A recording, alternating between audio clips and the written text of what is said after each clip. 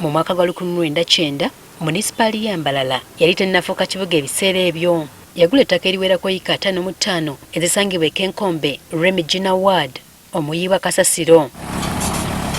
Mu kiseera kino ekifo kino kati kisangibwa Mbarara City North Division. Ekifo kino kisangibwa kilomita 1 okuva ku luguudo lwa Mbarara Masaka ng'eno ekibuga kya Mbarara kyonna gye kiyiibwa kasasiro. Abatuuze abaliraanye ekifo kino bagamba abayita kasasiro ne bamuyiwa mu kkubo ekyongedde obukyafu mu kitundu kyabwe. Emirambo bagireeta bagisukamu, abaana bakufa babareeta babasukamu, kasasiro bagisuka n'omuhanda, kasasiro bagisuka omu poloti z'abantu. Tugaruka tutahirirwa n'ekinuuko kingi like nk'enjura obuyagwa n'ahantu harigayo ekinuuko kingi nikigenda omu area yoona.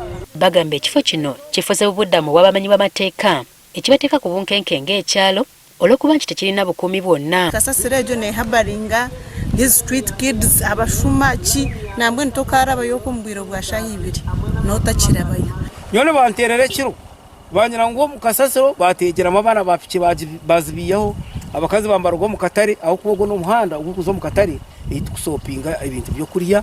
Mbo mu kusooka waliwo abantu abali baletebwa okusosola kasasiro ono nga balina ku buweerero ekintu ekitakyaliwo kati. Bwe bareeta gabeje ne bagiteekako emmotoka nga bigitereza bulungi bari abantu nga bagisootingawo nga bajja mu maniwa abantu nga bagura maniwa ne kanso yaremerwa okusasula abakozi balinga abakozi nga 20. Kati ono agamba nti olw'okuba balemereddwa okufuna engeri ey'okutwalamu kasasiro ono bandisaze mangu amagezi ne bagula ekifo ekirala gy'abasuulibwa ave mu kibuga. Tulina okukozesa amaanyi mangi n'obukolyo bungi tulabe nga tufuna ettaka awalala eyo mu byalo tujje kasasiro mu ttanga. N'emintaimu wano ng'ekyaliwa kati tulina okugirabirira tulabe nti eno kasasiro eri manageable. Meya wa division eno omusangibwa ekifo kino akkiriza nti kituufu bakyalemeddwa okufuna engeri ey'okukwatamu kasasiro mu kitundu kino.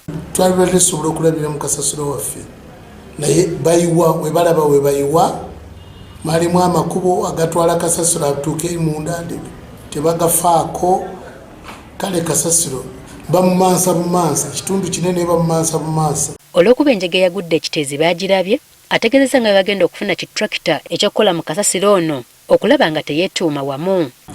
Tugenze gula tractor eyamwetiye esobola okubeera okukuŋŋaanya kasasiro yaliwo omungi ennyo tumuteeke mu kifo ekimu tumulabirire tumusootinge tumukuŋŋaanye tujjemu kasasiro avunda then kasasiro omulala atavunda naye tulabe kye tunaamukolera.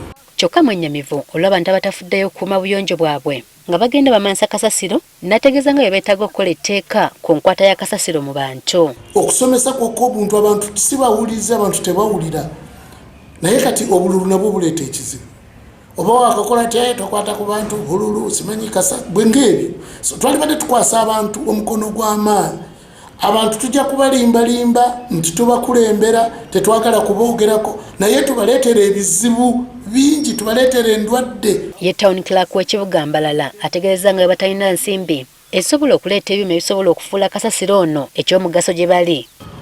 Tukushoroza biliyoni 8 nangwa bajeti y'omwaka ni biliyoni 10 konka waza kuleta mashini ero kubasa ku recyclinga garbage ne wano yetenge sense staransi in billions of money, so it is not easy. Wabula tubulidde nga baliko bamusiga nsimbi bebogereza ku nsonga ya kasasiro ono abasobola okumukolamu ebyomugaso ebisobola okubayamba.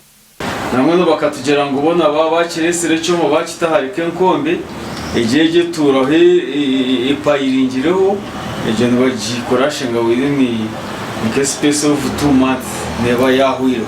Ekibuga Mbarara kye kimu ku ebyo ebyatondebwawo ebikulira ku misinde egya yiriyiri nga kirimu abantu abasukka mu mitwalo 2 ekitegeeza nti n'obungi bwa kasasiro akuŋŋaanyizibwa yeeyongera buli lukya.